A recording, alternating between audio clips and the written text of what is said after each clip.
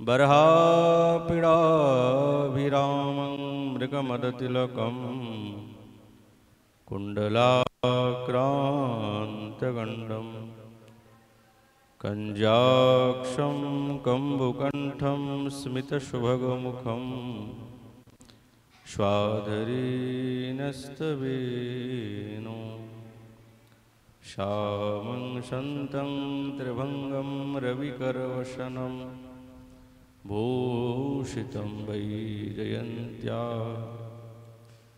वन्दे वृन्दावनस्थं युवतिशतव्रतं ब्रह्मगोपालवेशम्।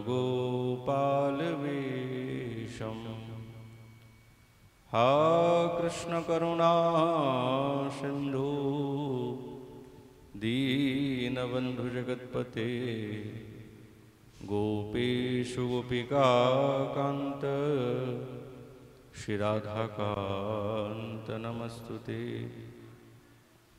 तप्तकाञ्चन गौराङ्गी श्रीराधे वृन्दावनेश्वरी वृषभानुसुतीं देवी तं नमामि हरिप्रिये।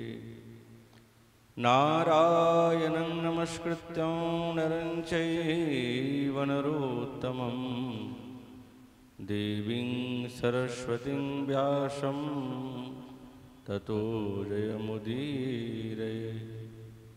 तुलसीकाननं यत्र यत्र पद्मवनानि च पुराणपठनं यत्र तत्र सन्निहितः हरिः। जय रूप सनातन भट्ट रघुनाथ श्रीजीव गोपाल भट्ट दास रघुनाथ। এই ছয় গোসাইয়ের করি চরণ বন্দন, যাহা হইতে বিঘ্ন নাশ অভীষ্ট পূরণ। বাঞ্ছাকল্পতরুভ্যশ্চ কৃপা সিন্ধুভৈব চ पतितानां पावनेभ्यो श्रीवैष्णवेभ्यो नमो नमः। दुर्गमी प्रतिमेन्द्रस्य स्खलत्पादगतिर्मो स्वकृपाजष्टिदानेन सन्तसन्तबलम्बनम्।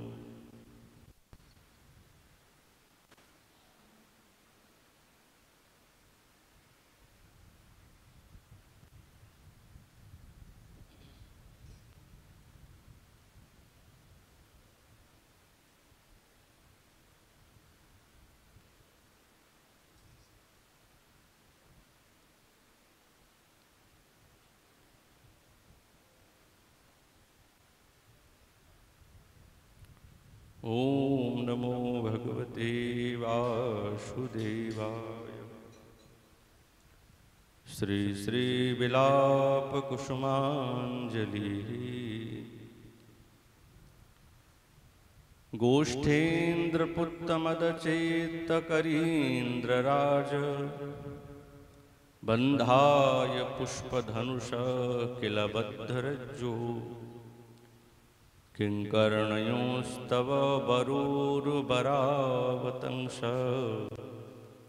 युग्मेन भूषणमहं सुखिता करिष्ये। कलिजुग पावन अवतार नदिया बिहारी लाल श्री कृष्ण चैतन्य महाप्रभु तार अंतरंग प्रिय पार्षद गौड़ी आचार्य वर्ज श्रीपाद रघुनाथ गोस्वामी चरण तार सेई बिलाप कुसुमांजलि ग्रंथरत्नेर संगे साक्षात्कार दिच्छेन। क्रमानुसारी श्रीपाद जेई सेवार अनुक्रम देखाচ্ছেন साधककेও সেই राज्ये क्रमानुसारी निये चलेছেন। जेहेतु श्रीपादेर हृदये विरहेर वेदना खूब गम्भीर, ওই জন্য সেই কথাগুলিও বিরহ এবং রসাত্মক কথা। শ্রীপাদ তিনি বলছেন, হে বরৌরু, হে বৃন্দাবনেশ্বরী, আমি কি সেই পরম আনন্দ ভরি সেই নন্দনন্দনীর চিত্তরূপ মদমত্ত গজরাজকে বন্দন করার জন্য কন্দর্পীর বন্ধন রজ্জুর ন্যায় তোমার সেই কর্ণদ্বয়কে মনোহর কর্ণভূষণের দ্বারাই কি ভূষিত করতে পারবো? শ্রীপাদ বিরোহী অবিষ্টির ক্রমিক সেবাতে তিনি নিবদ্ধ আছেন। তিনি পূর্বে বৃন্দাবনেশ্বরীর সেবাতে যখন নিযুক্ত হয়েছেন,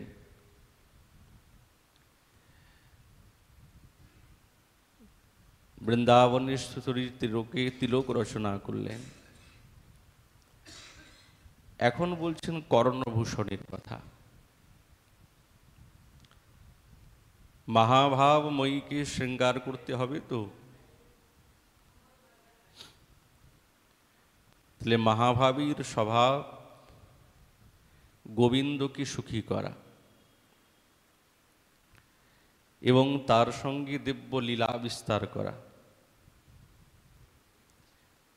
ব্রজরাজ নন্দনন্দন শ্রী গোবিন্দ তার অন্তরী শৃঙ্গার রসের আস্বাদনের যে বাসনা সমূহ আছে,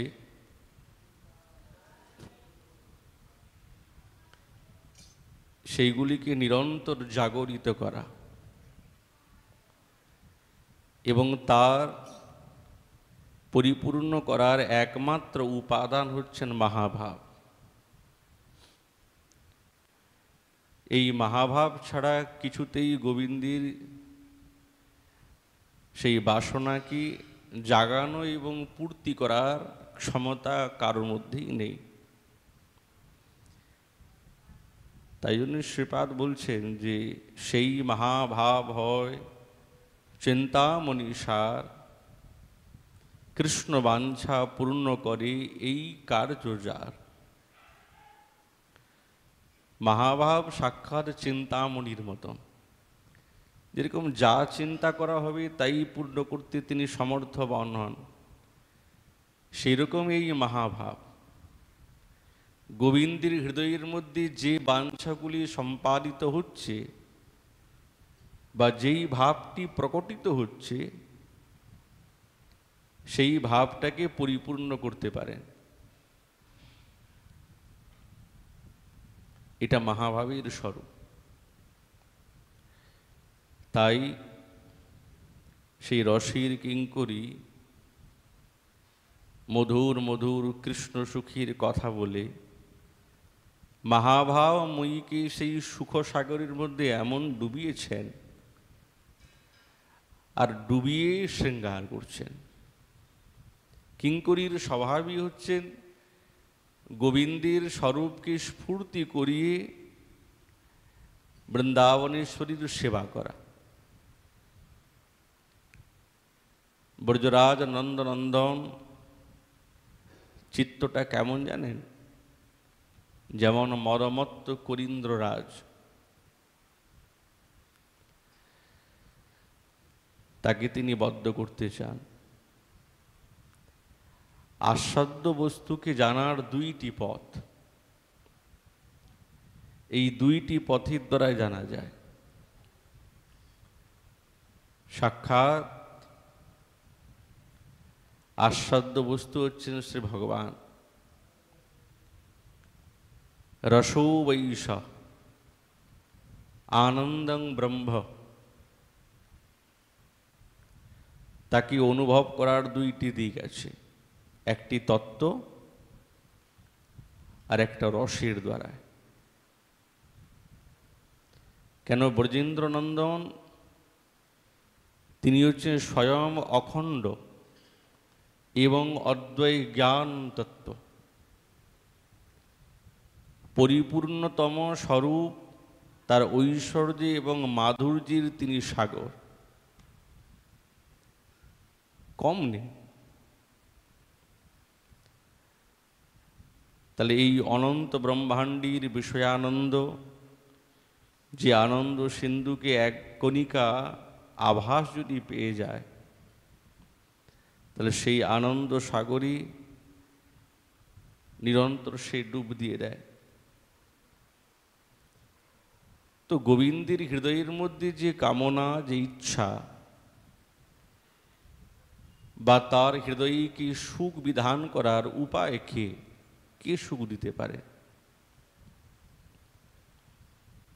তো শ্রীপাদ বলছেন, কৃষ্ণ সুখৈক তাৎপর্যময়ী, প্রেম ছাড়া এমন কোনো শক্তিমান বস্তু নেই যে গোবিন্দকে সুখ এবং তার ইচ্ছাকে পূর্ণ করতে পারে। ওই জন্যে তার চিত্ত হতে মদমত্ত করিন্দ্ররাজ। তাহলে এই মদমত্ত করিন্দ্রকে বদ্ধ করার উপায় কি? কিসের দ্বারা তাকে বদ্ধ করা যেতে পারে? বলছে প্রেম রজ্জু। এই প্রেম রজ্জু ছাড়া তাকে বদ্ধ করার আর কোনো অন্য উপায় নাই, যায়ও না। এটা হচ্ছে তত্ত্বের একটি দিক। আর রসের দিকে যদি লক্ষ্য করা হয়, তাহলে সাক্ষাৎ বৃন্দাবনেশ্বরী মনে করছেন যে ব্রজবনিতাগণের সঙ্গে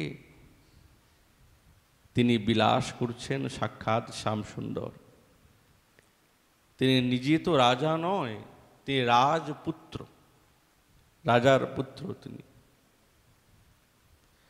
রাজ্য পালনের তার কোনো চিন্তা নাই,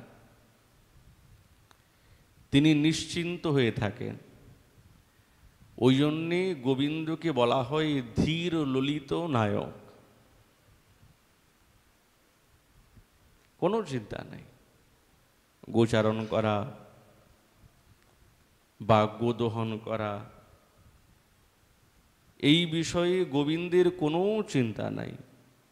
ধীর ললিত নায়কের স্বভাবটাই এই। ওই জন্যে মদমত্ত করিন্দ্ররাজ তিনি ব্রজনিকুঞ্জে যার চিত্ত নিরন্তর স্বচ্ছন্দই বিলাস করছেন, কোনো চিন্তা নেই। তো সেই করিন্দ্ররাজকে বন্দন করবার নিমিত্ত যার কর্ণযুগলী সেই কন্দর্প দ্বীপের মতন দিব্যরজ্জু, ওই জন্যই তুলসী মঞ্জুরি বলছেন যে তোমার কর্ণ তো স্বাভাবিক সুন্দর, বৃন্দাবনেশ্বরীর কর্ণ তো অসুন্দর বলে কোনো কথা নেই, তিনি সর্বসৌন্দর্যের ক্ষণী, স্বাভাবিক সৌন্দর্য। আর সেই সৌন্দর্যে কৃষ্ণ মুগ্ধ, তাতে আবার অবতংশ পরানো হয়েছে। একই সুন্দর, তাতে আবার অবতংশ দিয়েছেন। তাহলে সেই মদমত্ত করিন্দ্ররাজকে এবার সম্পূর্ণরূপে বশীভূত করা তাহলে যাবে ভালো করে। আর স্বচ্ছন্দে বৃন্দাবনেশ্বরীর সঙ্গে দিব্য ক্রীড়াতে রত হতে পারবেন।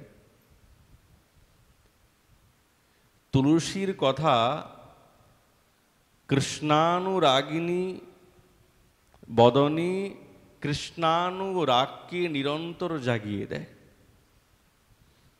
আর সেইটি অপূর্ব দীপ্তিমান প্রকাশ করায়। উভয়কে উভয়ের দিকে পরস্পর পরস্পর রূপে গুণে ভাবেতে পরস্পর পরস্পরকে আস্বাদন করেন। এটাই তো মাধুর্যের কথা, এছাড়া কি আর অন্য কোনো বিষয় হতে পারে? অনুরাগিনী বৃন্দাবনেশ্বরীর প্রিয়তম হচ্ছেন শ্যামসুন্দর, নামও তাই, মন্ত্রও তাই, গায়ত্রীও তাই। সেই অনুরূপ মাধুর্যের সঙ্গে এই যুগলের রসের আস্বাদন। যারা স্মরণনিষ্ঠ সাধক না, এই দিকে তাদের নিরন্তর লক্ষ্য থাকে, সব সময় লক্ষ্য থাকবে। ওই জন্য শ্রীপাদ তো সেটাই কামনা করছেন। পরস্পর পরস্পর রূপে মুগ্ধ, গুণী মুগ্ধ। রূপ গোস্বামী পাদ বলছেন, শান্ত সিন্ধু মকরীকৃত রাধম হিন্নৃষাকর কুরঙ্গীত কৃষ্ণাম প্রিয়সী পরিমলোর মদচিত্তম পৃষ্ঠ সৌরভ হৃতেন্দ্রিবর্গাম। হে গোবিন্দ, তোমার চিত্তরূপী সিন্ধুতে সাক্ষাৎ বৃন্দাবনেশ্বরী করে রেখেছেন মকরীর মতন। আর হে বৃন্দাবনেশ্বরী, তুমি সাক্ষাৎ গোবিন্দকে সেই চন্দ্রমণ্ডল মধ্য করে রেখেছ। কার মতন? বলছে কুরঙ্গীর মতন। হে গোবিন্দ, তোমার অঙ্গগন্ধে সাক্ষাৎ বৃন্দাবনেশ্বরী চিরতরে উন্মত্ত। আর হে বৃন্দাবনেশ্বরী, তুমিও তো তোমার অঙ্গ সৌরভের দ্বারা সাক্ষাৎ গোবিন্দকে উন্মত্ত করে রেখেছ। তাহলে এর দ্বারাই বোঝা যায় পরস্পর পরস্পরকে উন্মত্ত এবং উন্মাদনা দশাকে প্রাপ্ত করিয়ে রেখেছেন। বলে হ্যাঁ, নিশ্চয়ই করিয়ে রেখেছেন। একে বলে পরস্পর পরস্পর প্রণয়ের রস। সে রাধা কিঙ্করী, তার হৃদয়ে রাধা মাধবীর পরস্পর প্রণয় রসের আস্বাদন একবারে পরিপূর্ণে ভরা। সখী মঞ্জরীগণ এই যুগল রসের পোষক, বর্ধন এবং আস্বাদন করেন। কি আস্বাদন করছে? যুগল তো আস্বাদন করছেনই করছেন, কিন্তু সখী মঞ্জরীগণও আস্বাদন করছেন। ওই জন্যে রূপ গোস্বামী পাদ এই সখী প্রকরণে বলছেন, প্রেম লীলা বিহারাণাম সম্যক বিস্তারিকা সখী। সখী কাকে বলে? সখীগণ হচ্ছেন রাধা গোবিন্দের প্রেম লীলা এবং বিহারের যে সম্যক বিস্তারিকা।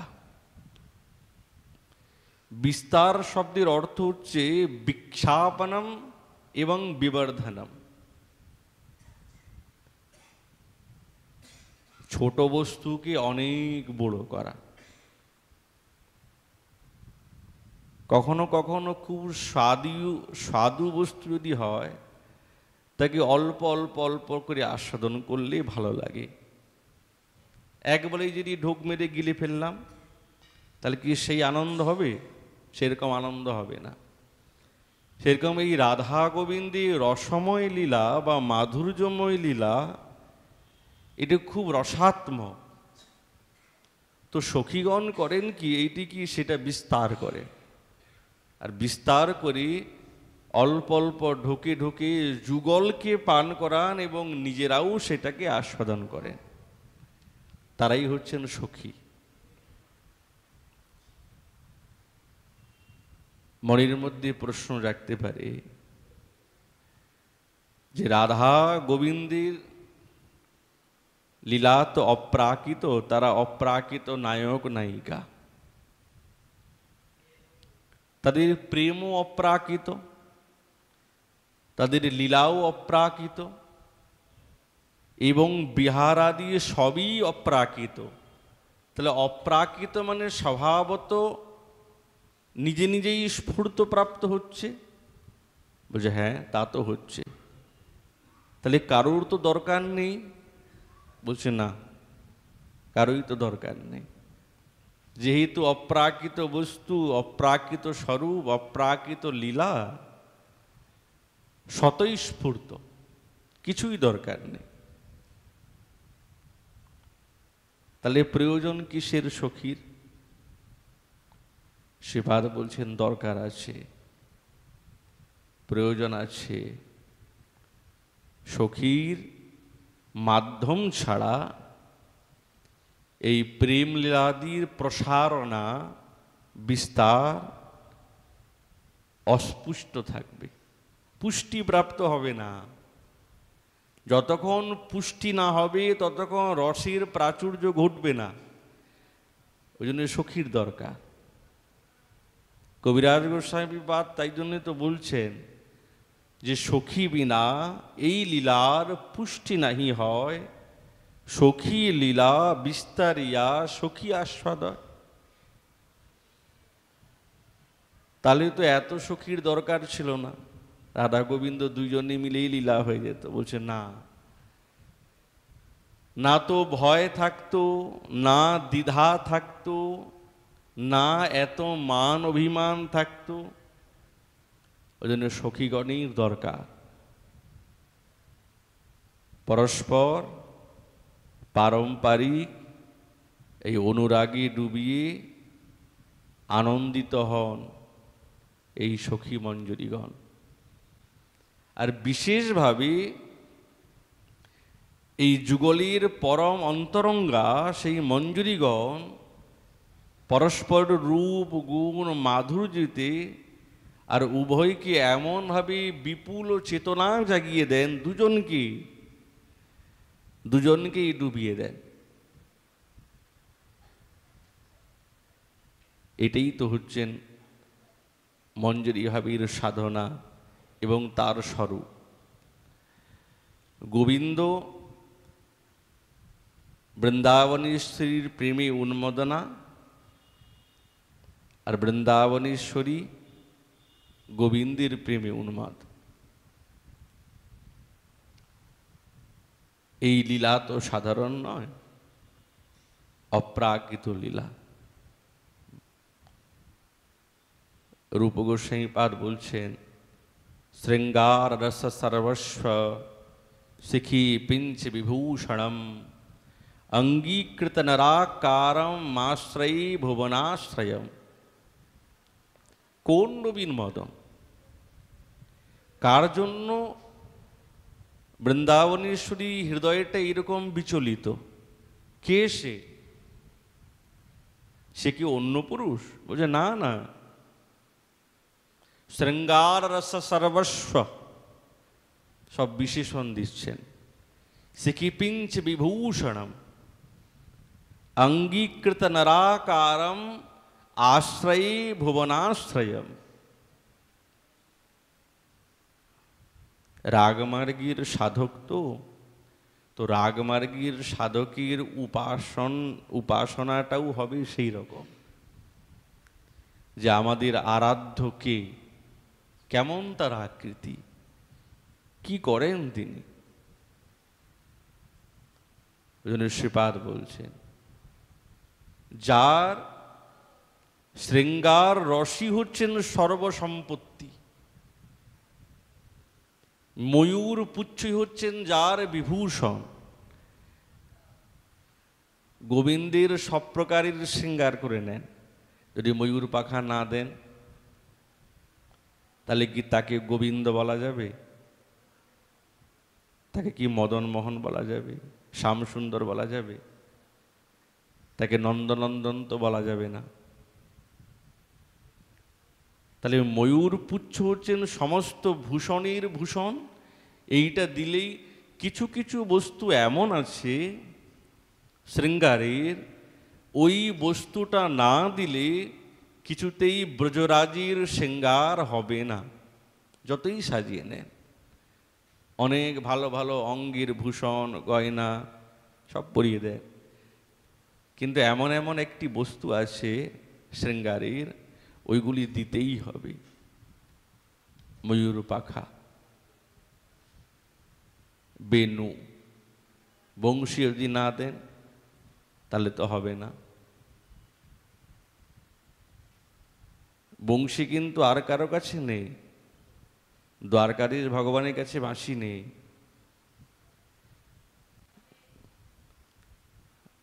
আমরা এইটাই জানি যে ভগবান মানেই বাঁশি হবে, না না। নবকিশোর নটবর বেণুকর, হাতে বাঁশি আছে, নবকিশোর ময়ূর পাখা। ওই যে বলছেন না, বরহা পীড়ং নটবর বপু কর্ণয়ু কর্ণিকারং বিভ্রদ বাস কনক কপিশম বৈজয়ন্তীম চল মালাম रंध्रान वेणुरधर सुधया पूरयन गोप वृंदई বৃন্দারণ্যম স্বপদ রমণম প্রাবিশদ গীত কীর্তি। এইটি হচ্ছেন গোবিন্দের বাস্তবিক স্বরূপের স্থিতি। ওই জন্যে শ্রীপাদ বলছেন, যার ময়ূরপুচ্ছই হচ্ছেন বিভূষণ।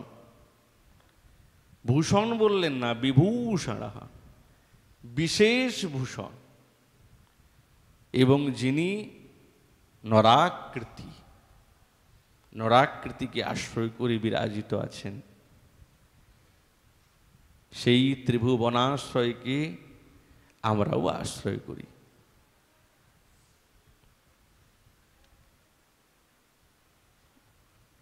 ব্রজরাজ নন্দনন্দন তিনি সম্পূর্ণ গুণে সমন্বিত। গোপীগণ গোবিন্দকে উপপতি রূপে স্বীকার করেছেন। এখন পতি উপপতি কাকে বলে? পরৌড়া শ্রীপাদ বলছেন, পতি এবং উপপতির বৃত্তিভেদ 4 প্রকার। 4 প্রকারের ভেদ আছে। এক হচ্ছে অনুকূল, দক্ষিণ, ষট এবং ধৃষ্ট। এই 4টি প্রকার ভেদ আছে। এই পতি এবং উপপতি, এই দুইয়ের মধ্যে ষঠতা এবং ধৃষ্টতা এটা থাকে না। কিন্তু সাক্ষাৎ গোবিন্দের মধ্যে 4টি থাকে। আবার পূর্ণরূপে, কোনো অংশ অল্প এইরকম ব্যাপার না, সম্পূর্ণরূপে অনুকূল, দক্ষিণ, ধৃষ্টতা, ধৃষ্ট এবং ষট, এই ভাবগুলি পরিপূর্ণে গোবিন্দের মধ্যে বিদ্যমান থাকে।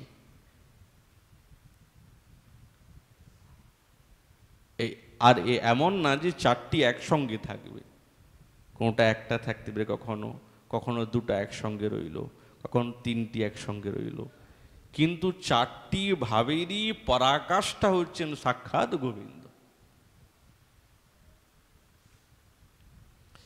এখন প্রশ্ন আসতে পারে যে অনুকূল কাকে বলে? দেখুন, শব্দের দ্বারা বোঝা যায় যে অনুকূল শব্দের অর্থ হচ্ছে প্রতিকূল না, তাকে অনুকূল বলে। দিন যখন বললাম তাহলে রাত্রি না, তাহলে অনুকূল শব্দের অর্থ প্রতিকূল না। রামচন্দ্র যেমন কেবল সীতাতেই তার অনুরক্ত, আর কোনো অন্য ললনার প্রতি তার দৃষ্টি নাই,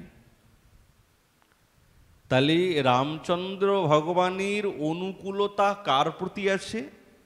সীতার প্রতি।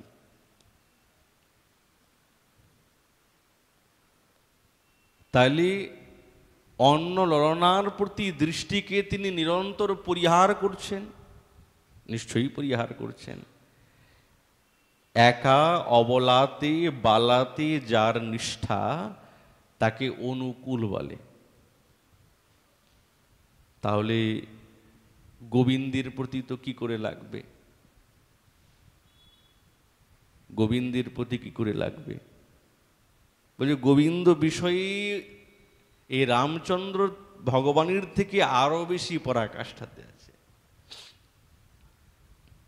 অনুকূলতা আছে? বলছে হ্যাঁ আছে। রাধায়ামেব কৃষ্ণস্য সুপ্রসিদ্ধানুকূলতা। শ্রীপাদ আচার্যগণ কোথায় লাগালেন? বলছে হ্যাঁ আছে তো, রাধায়াম এব এব দ্রার্থার্থে, গোবিন্দের বৃন্দাবনেশ্বরীতেই সুপ্রসিদ্ধ রূপে অনুকূলতা বিরাজমান আছে। তদ আলোকে কদাপি অশ্ব নান্য সঙ্গ স্মৃতিং ব্রজে। কি করে অনুকূলতা? যখনই তিনি বৃন্দাবনেশ্বরীকে একবার দেখেন, ব্যাস তখন তার অন্য কারো বদনির কথা মনেও পড়ে না। ললনার কথা তো দূরে থাক, শ্রীজীব গোস্বামী পাদ বলছেন বাৎসল্যপি ন স্মরিত। পূর্বেও আমাদের বলেছেন আচার্যগণ যে চারটা রসের কথা বললেন, দাস, দাস্য, সখ্য, বাৎসল্য, মধুর। তাহলে বাকি দুটির থেকে শ্রেষ্ঠ হচ্ছে বাৎসল্য, তারও কথা মনে পড়ে না। তাহলে কতটা অনুকূলতা আছে। একবার যদি গোবিন্দ বৃন্দাবনেশ্বরীকে দেখে ফেলেন, ব্যাস আর মনে পড়ে না কারো কথা। আর মনে পড়বেও বা কি করে? বৃন্দাবনেশ্বরী কি কোনো সাধারণা? অসাধারণা প্রেম তার। তার প্রেমেতে তিনি এমনভাবে বশীভূত হয়েছেন, আর কারো কথা মনে পড়ে না। তুয়া মুখ চাঁদ কমল আদি কবলই, নিবিড় চামরজিতি কেশ, কনক কমল অলিজিনী অলকাবলী, শ্রুতিয়চু গিধিনী বিশেষ, অরুণী মুকুটমণি গৌরী, ভ্রুযুগ নবতনী কামধনু কম্পিত, পরাণ পুতলি দুহুমরি, চঞ্চল নয়নে ইন্দিবর নিন্দই, গণ্ডহী জিতল মুকুর, নাসা তিলফুল অধর পণ্ডার কুল, স্মিতজিতি অমিয়া কপুর। গোবিন্দ সবদনে বৃন্দাবনেশ্বরীর রূপের কথা বলছেন। কুন্দ করগ বীজ জিতি দ্বিজ লাবণী, কণ্ঠহি কম্বুক শোভা, বাহু মৃডাল করযুগ পঙ্কজ, মঝুমন মধুকর লোভা, কুচযুগ কোক লোম ভুজঙ্গিনী, ত্রিবলী ত্রিবেণী বিলাস, মাঝ বড় সিংহ নিতম্ব কুম্ভ করি, উরু রম্ভা উরু উপহাস, পদ থল কমল নখজিতি চাঁদ কত, লাবণী অমিয়া তরঙ্গ। বৃন্দাবনেশ্বরীর চরণ কমলটা কেমন? বলে স্থলপদ্মের মতন দিব্য শোভামান। নখবিন্দগুলি কেমন? বলে চাঁদকেও পরাজিত করে দেবে, এমনও সুন্দর। তাহলে সেই রূপেতে গোবিন্দ মত্ত হয়ে গেছেন। তার কথা ভাবলে আর কোনো বনিতার কথা, কোনো রূপসীর কথা বিন্দু মাত্র মনে পড়ে না। ওই জন্য বলছেন স্মৃতিং ব্রজেত। গীত গোবিন্দে বলছেন রাধাম আধায় হৃদয়ে তত্যাজ ব্রজ সুন্দরী। রাধারানীকে হৃদয়ে চিন্তন করে তিনি সমস্ত ব্রজসুন্দরীগণকে ত্যাগ করে দিলেন। তা ত্যাগ, ত্যাগ মানে মনের মধ্যে কোনো স্মৃতি নেই, স্মরণ নেই, ভুলে গেছেন সকলের কথা। বৃন্দাবনেশ্বরীর কথা মনে পড়ে গেল। তাহলে পরাকাষ্ঠা, অনুকূলতার পরাকাষ্ঠা সাক্ষাৎ গোবিন্দে আছেন। কৃষ্ণের প্রতি বৃন্দাবনেশ্বরীর আসক্তিকে সম্পাদন করার জন্য বৃন্দাদেবী বলছেন বৃন্দাবনেশ্বরীকে, রাধে, যাদের বুদ্ধি সরসিকতাকে পরিপূর্ণ হয়েছে, যারা সৌন্দর্য সারে সতত উজ্জ্বল, এমন কত শত কামিনীগণ এই নন্দ মহারাজের গোষ্ঠীতে নিরন্তর ক্রীড়া করছেন। কিন্তু হে কৃষ্ণোদরী, তুমি অতি পুণ্যবতী, গোপাঙ্গনা গণের মধ্যে তুমি শিরোমণি, আমি নিজে দেখেছি তোমাকে। আর তুমি জানো, তোমার বিরহে সাক্ষাৎ গোবিন্দ সেই চপলা দৃষ্টি অন্য কোনো নারীর প্রতি, রমণীর প্রতি সে দৃষ্টিপাত করে না, আমি দেখেছি। তাহলে এর দ্বারা কি বোঝা গেল? সাক্ষাৎ গোবিন্দের বৃন্দাবনেশ্বরীর প্রতি অনুকূলতা, ওই জন্য তিনি গোবিন্দ।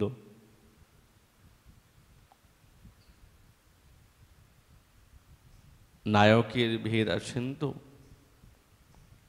কিন্তু গোবিন্দের মধ্যে সব নায়কের পরাকাষ্ঠা আছে।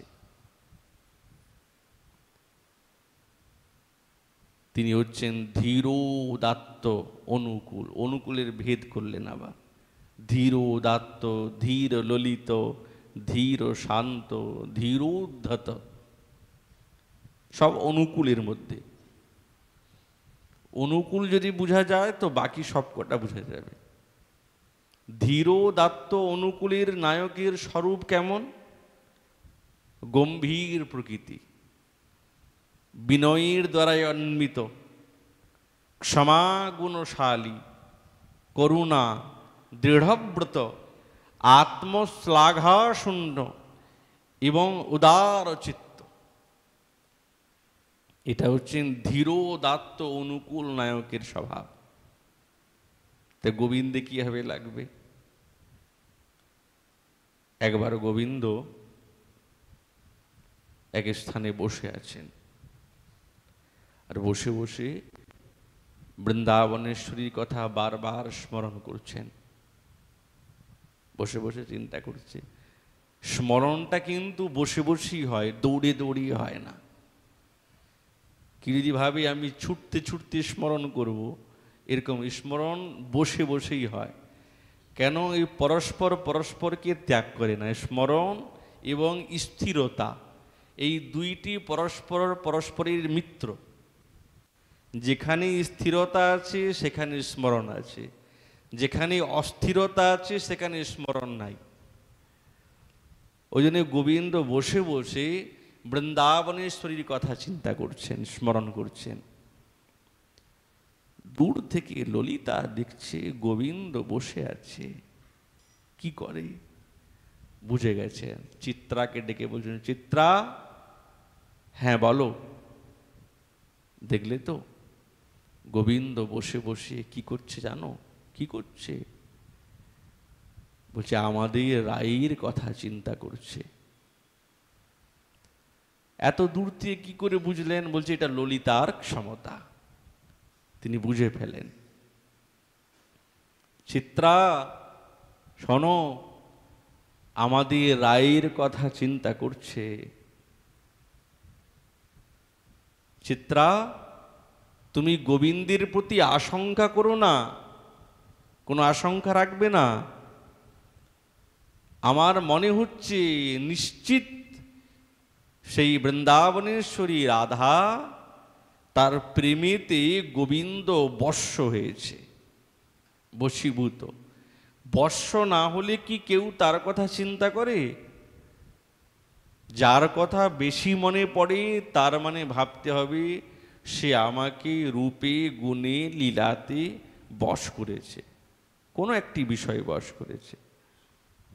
দেখো এই গোকুলে কত শত সেই নীলোৎপলাক্ষী রমণী আছে, কম নাকি?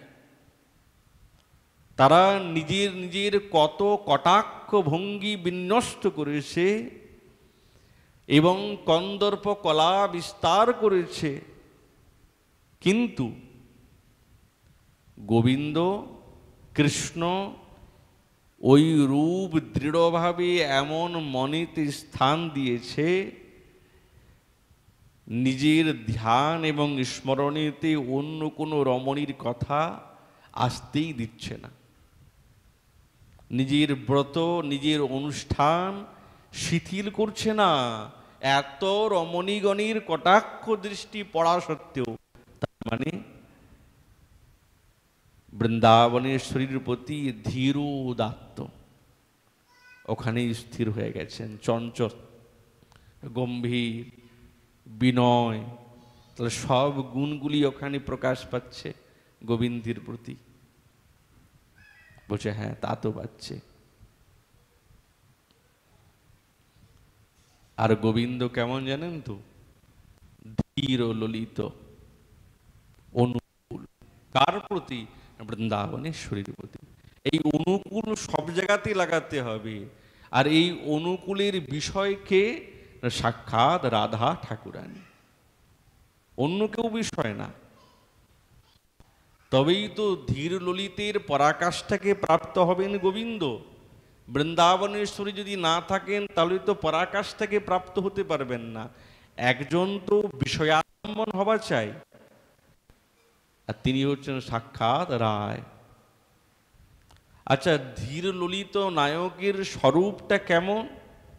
রসিকতা, নবযৌবন, পরিহাস, পটুতা, নিশ্চিন্ততা, এই গুণগুলো নিরন্তর বিদ্যমান থাকে ধীর ললিত নায়ক, তাকেই বলেন। কোনো চিন্তা নাই। আর তিনি প্রেয়সীর বশীভূত হয়ে নিরন্তর থাকেন।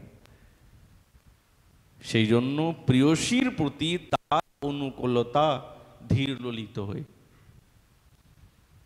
শ্রীপাদ বলছেন, বিরহন সহ রাধয়া মুরারি যমুনা কুল বনান্যলংচকার। পূর্ণমাসী দেবী বলছেন, শোনো নান্দিমুখী, হ্যাঁ বলো। গোবিন্দ দেখো তো কেমন নিশ্চিন্ত, কোনো চিন্তাই নেই। নিশ্চিন্ত মানে কি? নির্গত হয়েছে চিন্তা যার কাছ থেকে, তাকে নিশ্চিন্ত বলে। কোনো চিন্তাই নাই। যা বাবা, রাজার পুত্র বলে কথা, চিন্তা নেই, চিন্তা থাকা দরকার। বলছেন না, নিশ্চিন্ত। দেখুন এই কথা না নন্দ বাবাও বলেছেন। যখন কৃষ্ণ ব্রজ ত্যাগ করে মথুরায় চলে গেলেন, কৃষ্ণ বলছেন, বাবা তুমি ফিরে যাও, আমার এখনো অনেক কাজ বাকি আছে। কার্যা বহুনা সন্তি। তো নন্দা বাবা মনে মনে ভাবছে, আমার পুত্রের তো ব্রজে কোনো কাজ ছিল না, কোনো কাজ তো নেই, এখন এত কাজ। তাহলে এর দ্বারাই প্রমাণিত হয়, তাহলে ব্রজে গোবিন্দ একবারে নিশ্চিন্ত। বলছে হ্যাঁ নিশ্চয়ই নিশ্চিন্ত, কোনো চিন্তা নাই।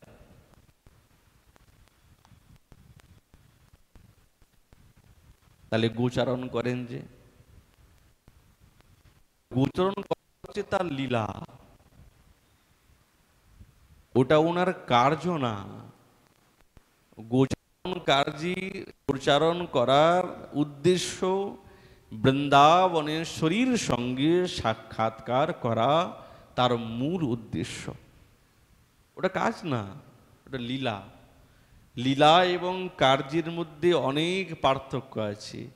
লীলা রসকে জন্মায়, আর কার্য স্থিতিকে জন্মায়।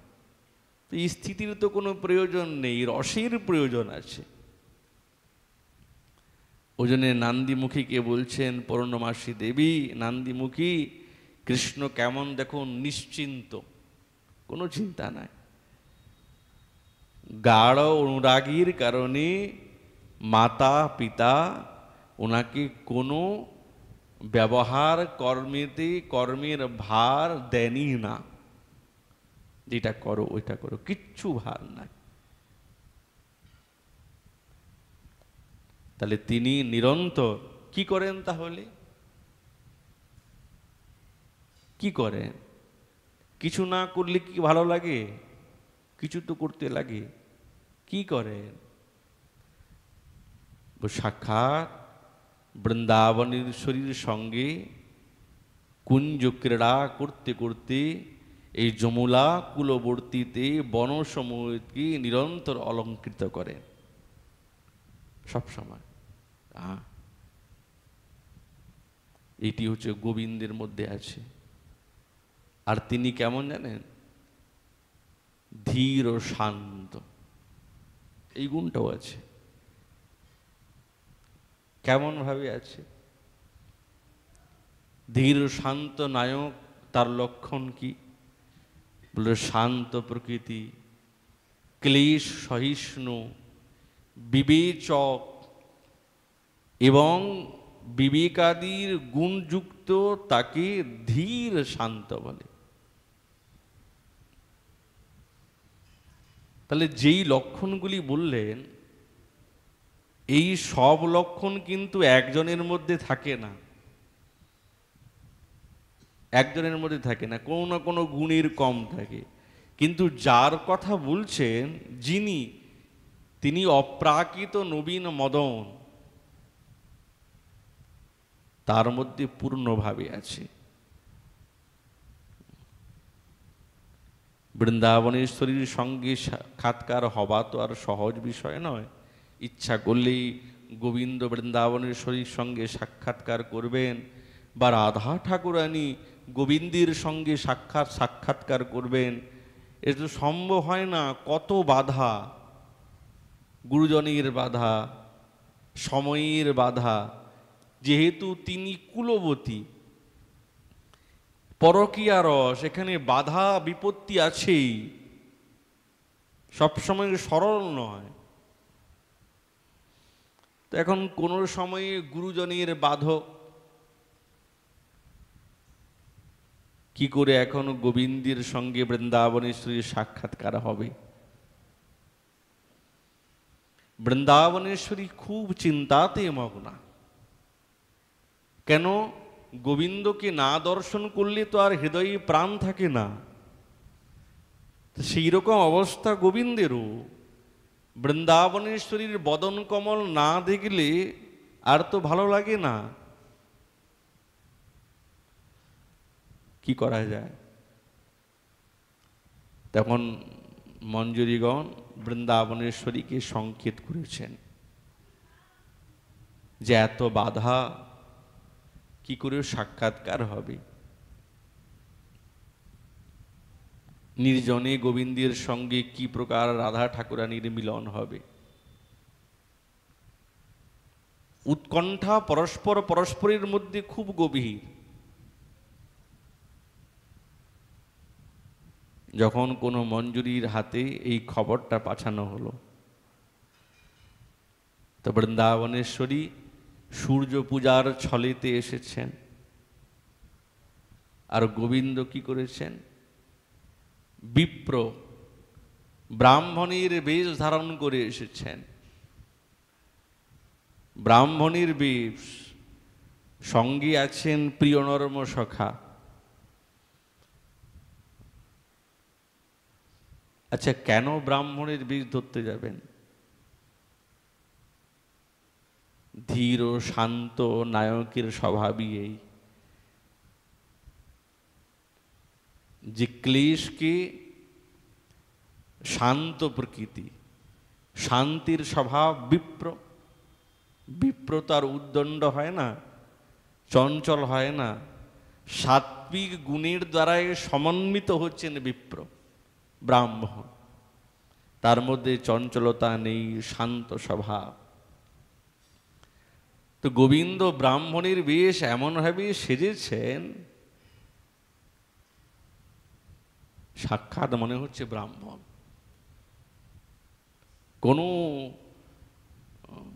কোনো ত্রুটি নাই। সেই রকম যজ্ঞোপবীত, সেই রকম বেশভূষা, বিশাখা বৃন্দাবনেশ্বরীকে বলছে, রায় দেখলে তো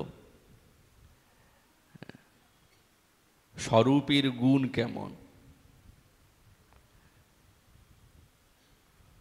যেই স্বরূপে সেজেছেন, আজ তোমাকে বৃন্দাবনেশ্বরী কতটা ভালোবাসেন, গোবিন্দ কতটা ভালোবাসেন, কতটা প্রণয়, যে তোমার সঙ্গে সাক্ষাৎকার করার জন্য আজ ব্রাহ্মণীর স্বরূপ ধারণ করে এসেছে। আচ্ছা, স্বরূপ ধারণ করলে তো চিনে ফেলবে, চিনলে তো বিপদ। বলছে না, সব কিছু শিখেছেন, ব্রাহ্মণীর কি করতে হয়, কি মন্ত্র, যজ্ঞোপবীতের কি মন্ত্র। তাই বিশাখা বলছে, রায় এই দেখো, ব্রাহ্মণের বেশ ধারণ করতে করতে তার মধ্যে ব্রাহ্মণের গুণগুলোও প্রবেশ করে গেছে। সেই রকম কানে জনেউ, সেই রকম ভাব, সেই রকম ঢং, সব কিছু সেরকম বুদ্ধি, সেরকম বিবেক, সেই রকম কৌশল, সেই রকম দৃষ্টি, সেই রকম সমান গুণ, এইগুলি আজ ব্রাহ্মণ স্বরূপে গোবিন্দের উদ্গার প্রাপ্ত হচ্ছে, বিন্দু মাত্র ভেদ নাই। আর দেখলি তো কেমন বচনগুলি বিনয়পূর্বক, এত বিনয়পূর্বক কথা বলে কি, এত বিনয়ের সঙ্গে তো গোবিন্দ কথা বলেন না, কিন্তু আজ কত বিনিয়ে বিনিয়ে কথা বলছে, যেরকম ব্রাহ্মণগণ কথা বলেন। কেমন তার মূর্তি, কেমন ধৈর্য, এই গুণের দ্বারায় তিনি সুশোভিত হয়েছেন। গোবিন্দ কেমন? ধীর ও শান্ত নায়ক। আর বৃন্দাবনেশ্বরীর প্রতি তার অনুকূলতা।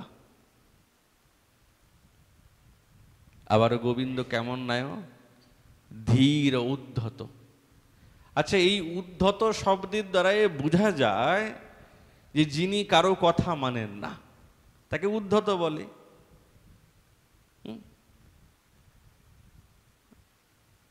সবসময় উদ্ধত, কারো কথা মানেন না।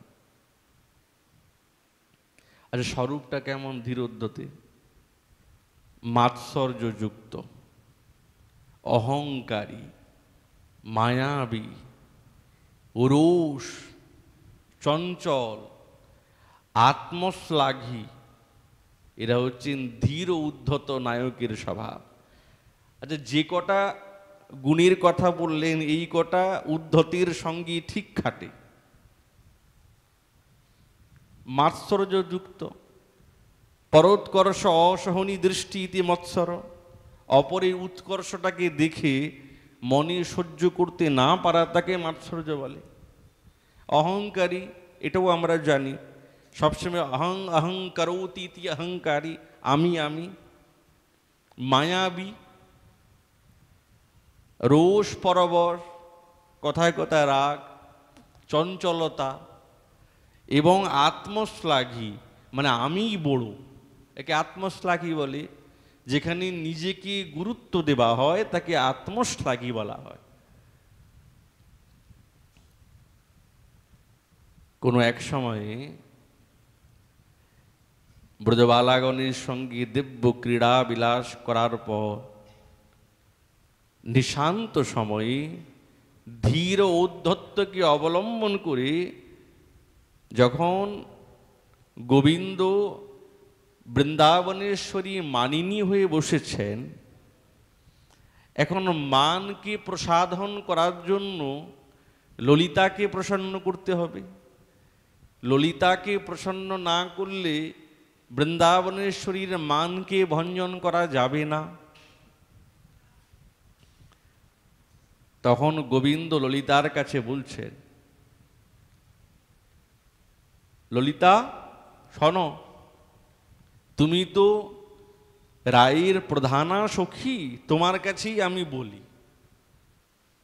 তো ললিতা সখী বলছে, তুমি আমার কাছে কেন বলতে যাবে, আরও তো সখী আছে, তাদের কাছে গিয়ে বলো।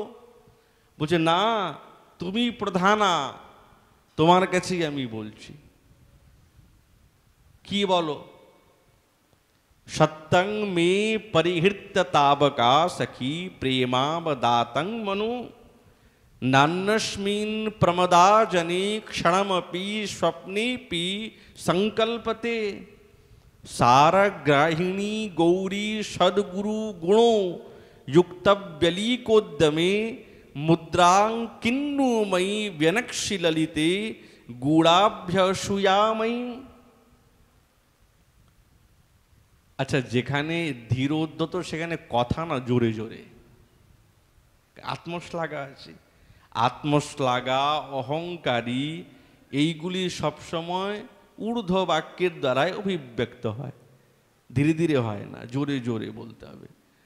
তো গোবিন্দ বলছেন, শোনো, আমি শপথ করে বলছি, আমার প্রেম নির্মল, তার মধ্যে কোনো কলঙ্ক নাই। ললিতা বলছে, তো ভালো কথা, কে বলছে কলঙ্ক আছে? তুমি নিজেই বলছো নিষ্কলঙ্ক, তো কি হয়েছে? না, শোনো, বলে রেখি তোমাকে, আমার প্রেম নিষ্কলঙ্ক, কোনো কলঙ্ক নেই।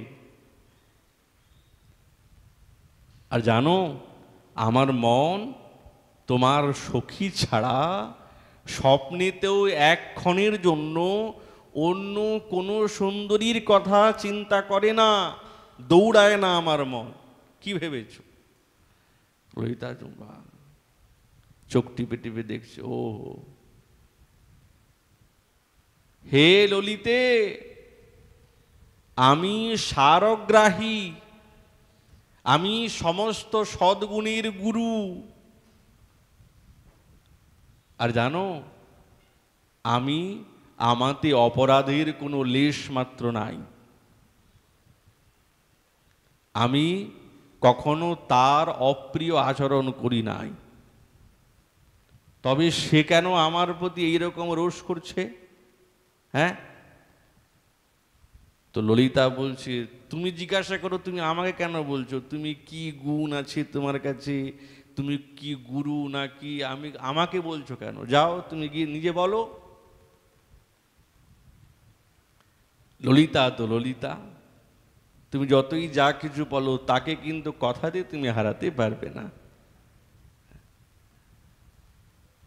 আচ্ছা, এখানে সব কিছু আছে, কিন্তু মাৎসর্য নাই। রূপ গোস্বামী পাদ সব কিছু বলেছেন, কিন্তু মাৎসর্যের কথা বলেন নাই। বলছে মাৎসর্য নাই। সদ্গুণ গুরু, এর দ্বারাই অহংকারিত্ব প্রকাশ পেয়েছে। আর মুক্তব্যলিক, মিথ্যা কথাকেও যে নিরন্তর বলতে থাকে, রসপুষ্টির জন্য গোপীর প্রতি মিথ্যা কথা বলেই চলছে, বলে আচরণ করে, কপট চাতুরীযুক্ত বাক্য বিন্যাসকে মায়াবিত্ত বলে। আর মুদ্রা, শব্দের দ্বারায় উদ্ধত বচনের কথা বলা, রোষ করা, চঞ্চলত্ব সূচিত করা, একে মুদ্রা বলে। তাহলে এই ভাবগুলি কার মধ্যে আছে? সাক্ষাৎ ধীর উদ্ধত গোবিন্দের মধ্যে পূর্ণ স্বরূপে আছে। তাহলে আজ গোবিন্দ যে তিনি এই ধরনের নায়ক, যার মধ্যে সম্পূর্ণ গুণের সমন্বিত আছে। এজন্য শ্রীপাদ বলছেন, তুমি যদি আমাকে কৃপা করো, তাহলে আমি তোমার এই কর্ণভূষণের দ্বারাই ভূষিত করব। কেন? গোবিন্দকে প্রসন্ন করার জন্য, গোবিন্দকে আকৃষ্ট করার জন্য। তোমার এই রূপেতে মুগ্ধ হয়ে যাবে, সেই জন্যে আকৃষ্ট কর্তব্য নিরন্তর প্রার্থনা করছেন। কেননা সেবাদ বিরোহী দশা তো, ওই জন্য মনের মধ্যে সেবার নিরন্তর আকাঙ্ক্ষা, সেবা করতে চান। সেবা ছাড়া তো কিছুই নেই। বৃন্দাবনেশ্বরীর সেবা করছেন, সেবা রাজ্যে প্রবেশ করছেন। সেবা এই ক্রমানুসারে সেই সেবাতে সাধককে নিয়ে চলছেন। এই বলে আমাদের ভাগবতী কথা এখানেই বিশ্রাম। মহাপুর কৃপা হলে আগামীকাল আবার এই বিষয়ে আলোচনা হবে। নিতাই গুরু হরি বল।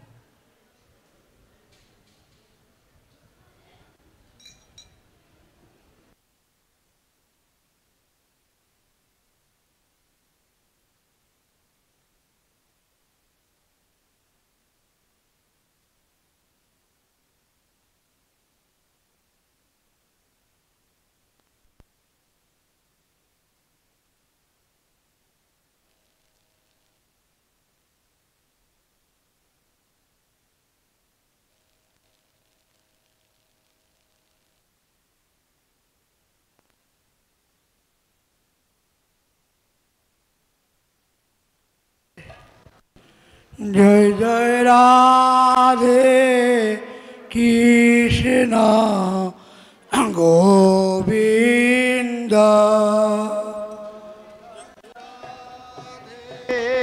कृष्ण गोविंद राधे गोविंद राधे गोविंद